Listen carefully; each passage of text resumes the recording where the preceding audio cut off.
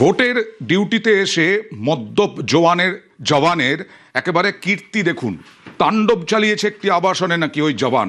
CC ক্যামেরায় ধরা পড়েছে তালা ভাঙার চেষ্টা করছেন ওই জওয়ান। কোলাপসিবল গেটের সিসি ক্যামেরায় ছবি উঠেছে এবং মত্ত অবস্থায় রাতে আবাসনে চড়াও ইট দিয়ে তালা ভেঙে ভেতরে ঢুকে হুজ্জুতি।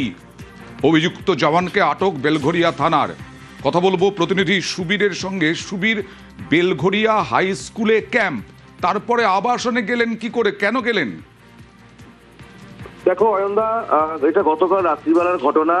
কামারহাটি বিধানসভার অন্তর্গত বেলঘরিয়া হাই স্কুলে নির্বাচনী যে ক্যাম্প, যে কেন্দ্রীয় বাহিনীর ক্যাম্প, সেটা করা হয়েছিল এবং সেখানে এই যে নাগা জওয়ান সে কিন্তু সেখানে কিন্তু ছিল এবং সেই জায়গা থেকে হঠাৎ করে মদ্যপ অবস্থায়, নেশাগ্রস্ত অবস্থায় পাশেরই 21 নম্বর ওয়ার্ডের যে পাওয়ার হাউসের এলাকার একটি আবাসন, সেই আবাসনের সামনে চলে যান এবং আবাসনের গেট ধরে তিনি জাগাতে থাকেন। তিনি ভেতরে ঢুকতে চান, তখন আবাসিকরা যখন নেমে আসেন তখন তাদেরকে উদ্দেশ্য করে গালিগালাজ করা হয়। সে ইট নিয়ে এসে সে তালা ভেঙে ভেতরে ঢোকার চেষ্টা করে এবং তারপরেই কিন্তু স্থানীয় বাসিন্দারা একে ধরে ফেলে এবং ধরে ফেলার পরে বেলঘরিয়া থানায় পুলিশকে খবর দিলে এই নেশাগ্রস্ত মদ্যপ যে জওয়ান রয়েছে, নাগা জওয়ান, তাকে কিন্তু পুলিশ ইতিমধ্যে আটক করে নিয়ে গিয়েছে।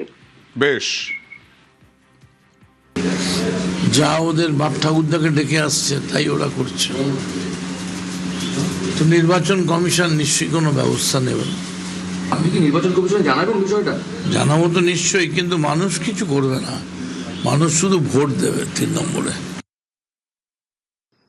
ওনার ভালো লাগে যে যখন টেবিলের নিচে পুলিশরা লুকিয়ে যায়, সেইটা ওনাদের ভালো লাগে। পশ্চিমবঙ্গের মানুষ জানে যে একজন কে করেছে তাকে দিয়ে সামগ্রিক বিচার হয় না। প্রশাসন যদি দেখে যে সত্য ঘটনা, তার জন্য আমাদের কোনো